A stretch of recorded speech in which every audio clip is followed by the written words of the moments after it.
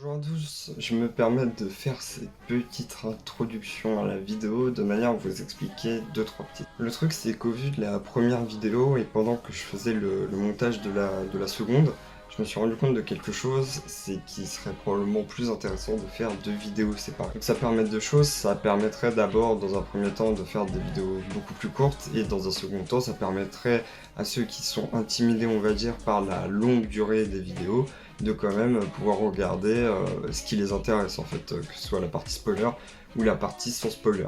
Le problème c'est que la vidéo que vous allez voir a déjà été tournée avant que je prenne cette décision. Du coup, elle n'est pas prévue pour être en deux parties.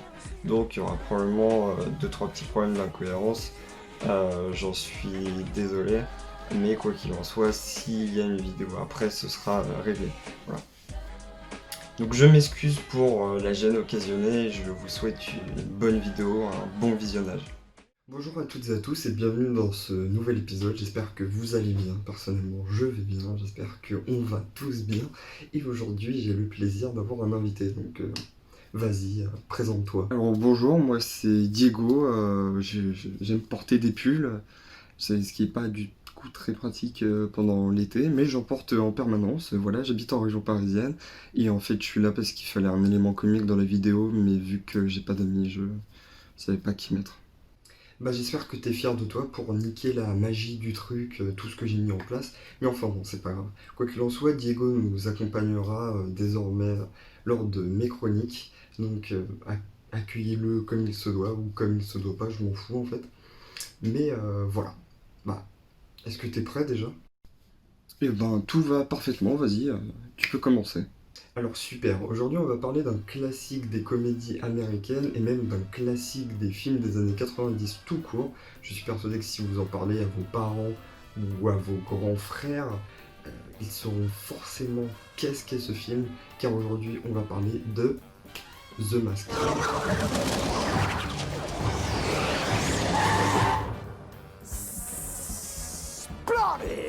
The Mask c'est quoi? The Mask c'est un film qui est sorti en 1994, qui dure 1h44 et qui est réalisé par Chuck Russell. Chuck Russell qui a aussi réalisé The Mask. Donc le film est inspiré par... Ok, stop. Ouais, qu'est-ce que tu veux? Pourquoi tu précises la durée du film en fait? C'est pour que les gens y voient la durée du film, qu'ils se l'imaginent, le regarder, qu'ils se disent s'ils vont le regarder en entier. Après, la dernière vidéo était assez longue, ce qui fait que plus de la moitié des gens l'ont pas regardé jusqu'à la fin. Donc en fait, si tu pouvais juste fermer ta bouche et éviter de faire des remarques, ce serait top du top. Ok, d'accord, pas de problème, boss. Je reprends donc. Le film est inspiré d'une bande dessinée sortie en 1991, écrite par John Arcudi, qui est beaucoup plus trash. Mais je ne parlerai pas des comics ici, non pas parce que j'aime pas ça, les comics c'est ma passion, mais surtout parce que ce serait beaucoup plus long. Il y a eu pas mal de séries The Mask, et pour cela, si vous voulez vraiment vous documenter sur ça, je vous invite à consulter la vidéo d'un youtubeur qui s'appelle Captain Max, que je vous mettrai en story permanente et qui en parle beaucoup mieux que moi. Il met aussi la lumière sur l'adaptation avec le film, mais c'est pas ce dont je vais parler aujourd'hui. On peut alors parler de l'histoire. Il s'agit donc de l'histoire de Stanley Hopkins, un gars un peu bébête et un peu maladroit, qui se fait maltraiter à la fois dans sa vie personnelle et dans sa vie professionnelle, et qui trouve son seul réconfort à la fois dans son animal de compagnie et dans les dessins animés. En fait, comme 95% des L entre la troisième et la cinquième. La seule différence avec ces étranges personnages est que Stanley ne passe pas son temps à fantasmer sur Nami ou Sasuke pour les meufs, mais plutôt à regarder des dessins animés de cartoons américains, comme par exemple Tex Avery ou les Looney Tunes. Il va un soir retrouver un masque ancien dans un fleuve avant de se rendre compte que lorsqu'il le porte, celui-ci lui confère tous les types de pouvoirs possibles et inimaginables. Je m'explique. Il peut alors être super rapide, immortel, faire apparaître tous les types d'armes possibles et inimaginables, en fait, à la manière d'un cartoon. Enfin bon, vous avez compris. En fait, c'est tout ce dont on a besoin de savoir sur Stanley Hopkins. En réalité, c'est une espèce de proto-exemple de ce qu'on peut voir dans pas mal de médias. C'est-à-dire quelqu'un un peu à la Dr Jekyll et Mr Hyde, avec une facette méchante et une facette gentille. La facette méchante ne ressortant que dans certains cas. Ah ouais, j'avais oublié, il faut que je fasse des blagues. il y a un mec dans ma classe, il vient jamais, il habite en vacances ou quoi? Pardon. On a déjà fini avec l'histoire, on peut passer aux éléments importants du film et aux références qu'il y a à retenir. Donc déjà, un truc important à remarquer, c'est que puisque Stanley ou Stan, comme j'aime l'appeler, Ah ouais, t'es pathétique quand même. Hein. est fan de cartoon, on va retrouver des références absolument partout. En effet, à chaque fois qu'il va mettre son masque, et bien celui-ci va adopter des mimiques, des références, des mouvements qui sont empruntés justement au cartoon. Un exemple que je peux vous donner, c'est par exemple à chaque fois que Stanley enfile le masque et que du coup il se transforme en The Mask. D'ailleurs, c'est pour ça que c'est important de regarder la vidéo de Captain Max. Sur les comics, on apprend que normalement son nom c'est Big Head et pas The Mask. Mais bon, ça c'est vous qui voyez. Donc à chaque fois qu'il y a sa transformation, celle-ci est directement inspirée de Taz dans les Looney Tunes, à chaque fois qu'il se transforme, vous voyez quand il tourne. Et le truc c'est que comme tous les Looney Tunes, il y a environ un gag toutes les 3 secondes, ce qui fait que je peux clairement pas tous vous les résumer, même dans la partie spoil. Donc je vous invite à regarder le film si vous voulez vraiment les voir, même si actuellement, on va dire que dès qu'on passe la barre des 12 ans, c'est très difficile à regarder comme film. Parce que clairement c'est... J'imite super bien les Looney Tunes. Sinon, en termes de scène culte pure, il n'y en a pas des masses, si ce n'est, je dirais, celle avec Sancho de Cuba. Voilà, c'est une scène où, à un moment, The Mask et Stanley, on va dire, se retrouvent dos au mur face à la police et décident, pour les distraire, de danser et de chanter. Ce qui donnera la fameuse séquence Sancho de Cuba.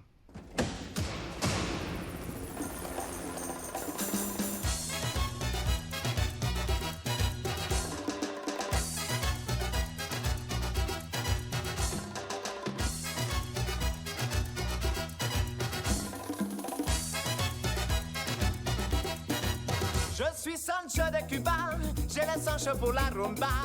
En joie des maracas, je fais tic tic tic et boum, tic tic et boum. C'est moi Sancho le Cubain, la coqueluche de tous les voisins. Et puis quand je danse, tout redevient tic tic et boum, tic tic et boum. Les señoritas, elles chantent, elles dansent comme ça, elles balancent comme c'est charmant. Plein de piment. La fièvre de la rumba, si elle te prend, ne résiste pas. Comme une fille qui s'offre à toi. Ouh, si tu aimes le tempo, viens donc danser avec Sancho. Et tu chanteras tic tic et boum, tic tic et boum, tic tic et boum. Je suis sa Paquita, car ce gars-là c'est le roi de la Havana, de la Havana. Si señorita très chic, caramba, chiqui boum chic, il est charmant, plein de piment. Je pose mes mains sur tes hanches, madre mia, t'en as de la chance. C'est une bataille, petite canaille. Si tu es Si ferme ta gueule, aide-moi à descendre, oui, chef. Et tu chanteras tic tic et boum, tic tic et boum, tic tic et boum.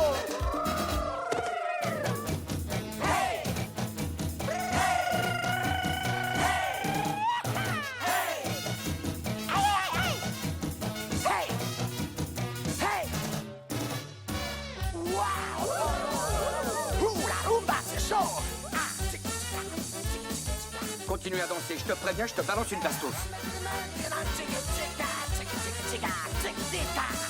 Donne-moi ça, toi. Voilà, c'est déjà fini pour la partie sans spoil. Donc pour ceux qui n'ont pas envie de découvrir l'histoire et de ne pas se faire spoiler, j'ai bien fait attention de ne pas éviter les points importants de l'histoire et de ne pas toucher du tout aux éléments importants. Donc eh ben, je vous invite à partir. Et pour les autres, on se retrouve juste après.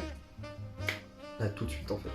Donc voilà, comme je vous l'avais dit dans la courte vidéo d'introduction, maintenant cette vidéo est terminée. Si vous voulez regarder la partie spoiler, je vous invite à aller le faire. Je l'ai posté normalement au même moment. Et si vous n'avez pas envie de regarder la partie spoiler, je vous souhaite à bientôt pour de nouvelles vidéos. Voilà, gros bisous. I bought you a fur coat for Christmas, diamond